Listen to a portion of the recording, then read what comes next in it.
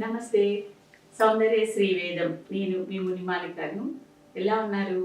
చాలామంది స్కిన్ కోసము night times cream పెట్టుకోవాలా? అప్పుడే స్కిన్ బాగుంటుంది. మాయిశ్చరైజర్ అనేది రెగ్యులర్‌గా యూజ్ చేయాలండి. మార్నింగ్ యూజ్ చేయాలా? నైట్ యూజ్ చేయాలా? అలాగే మీకోసం అనేసి నైట్ టైమ్స్ పెట్టుకునే ఒక చిన్న ప్యాక్ అది పెట్టుకొని పడుకుంటే మీకు నైట్ క్రీమ్ లాగా పనిచేస్తుందనమాట అది.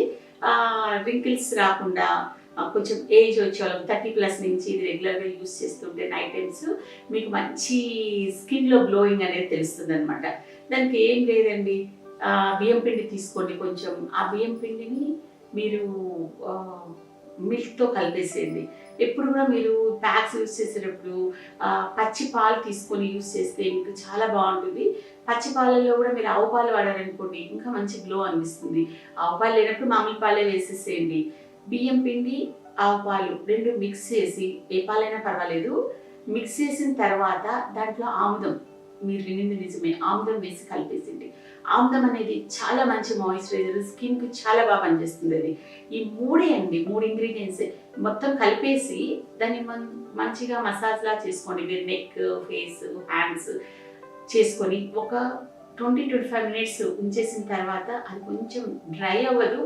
జస్ట్ 25 మినిట్స్ అట్లా ఉంచిన తర్వాత దాన్ని మంచిగా క్లీన్ చేసేసి, ఇంకా సోప్స్ యూజ్ చేయొద్దండి, ఏ పిండి యూజ్ చేయొద్దండి.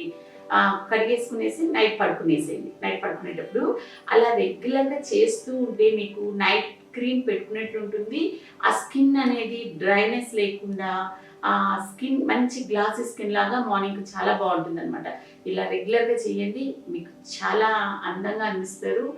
అదే కాకుండా మీకోసం చాలా చాలా మంచి టిప్స్, చాలా హెల్త్ టిప్స్, బ్యూటీ టిప్స్ అన్నీ ఛానల్లో రెగ్యులర్గా చూడండి, సబ్స్క్రైబ్ చేసుకోండి, మీ ఫ్రెండ్స్కి అందరికీ షేర్ చేయండి. Thank you.